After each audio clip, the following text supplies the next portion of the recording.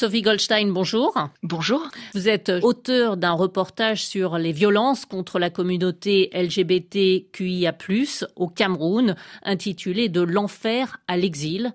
Tout d'abord, d'où vous est venue l'idée de ce reportage ? On peut dire d'une certaine façon que l'idée s'est imposée puisque un membre de la communauté LGBTQIA+, au Cameroun, nous a fait parvenir 3 vidéos d'une violence insoutenable, quasi irregardable. Et le jour même, nous avons fait un sujet montrant donc une des personnes que nous avons suivies ensuite se faire lyncher par un certain nombre de personnes. Ils étaient une dizaine. Et donc, ce sont les agresseurs qui ont filmé. Et à partir des témoins qui n'ont rien fait pour empêcher ce lynchage, c'était en novembre 2021, nous avons décidé de suivre cette personne et de comprendre comment il était possible que de telles violences se déroulent. Qu'advenait-il de la personne agressée, des agresseurs, qu'avaient à dire les témoins et qu'avaient à dire également les autorités et l'ONG qui a porté plainte au nom de Bijou, la personne agressée. Alors justement, avant d'en venir là, est-ce que ça a été compliqué de faire ce reportage ? Est-ce que vous avez pu communiquer avec les autorités ? Est-ce qu'elles vous ont laissé faire votre travail ? Alors absolument pas. Nous avons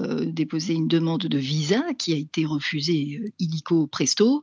Donc nous n'avons pas eu de visa et donc nous avions commencé à faire travailler un collaborateur camerounais qui a filmé pour nous la personne agressée, Bijou, jusqu'au moment où elle est arrivée donc en Belgique et où nous avons pu là la rencontrer, ainsi qu'une autre personne que nous avons suivie également, Shakiro, très connue sur les réseaux sociaux au Cameroun puisque c'est une activiste LGBTQIA+, qui a obtenu comme Bijou un visa humanitaire de la Belgique. Et quel est leur parcours ? Bijou, c'est une jeune personne intersexe, donc avec des attributs féminins et masculins, qui a connu un nombre de lynchages incroyable, plus d'une quinzaine en 4 ans, et elle travaillait. Mais à partir du moment où elle a été agressée et où les agresseurs ont mis en ligne les vidéos qu'ils avaient filmées, alors là pour elle c'était terminé. Si on la reconnaissait, c'était extrêmement risqué pour elle. Ces personnes-là peuvent tomber dans de véritables pièges,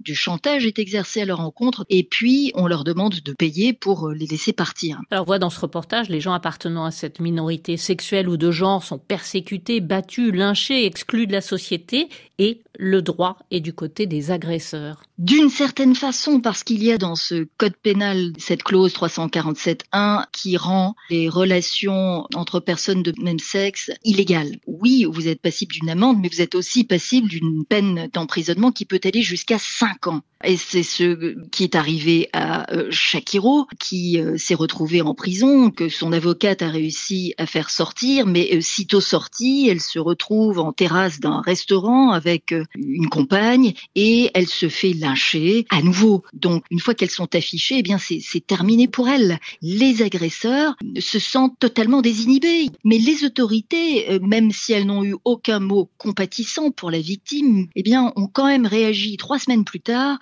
pour dire qu'il ne revenait pas aux Camerounais de rendre justice à la place de la justice. Est-ce que les victimes de ces violences portent plainte ? Rarement, parce que souvent ce sont des personnes qui sont livrées à elles-mêmes.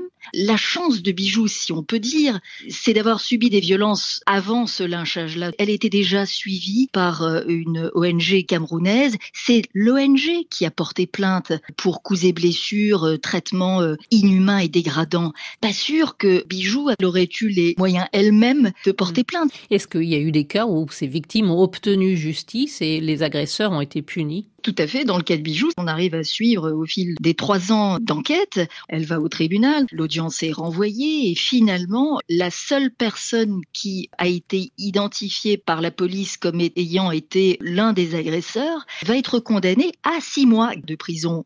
Mais il n'a jamais effectué sa peine. Et voyez la situation complètement incroyable où la victime se retrouve en prison dans son propre pays à devoir se cacher pour ne pas subir de nouvelles violences et où l'agresseur, lui, n'effectue pas la peine parce que la police ne va pas chercher ce monsieur pour qu'il effectue sa peine.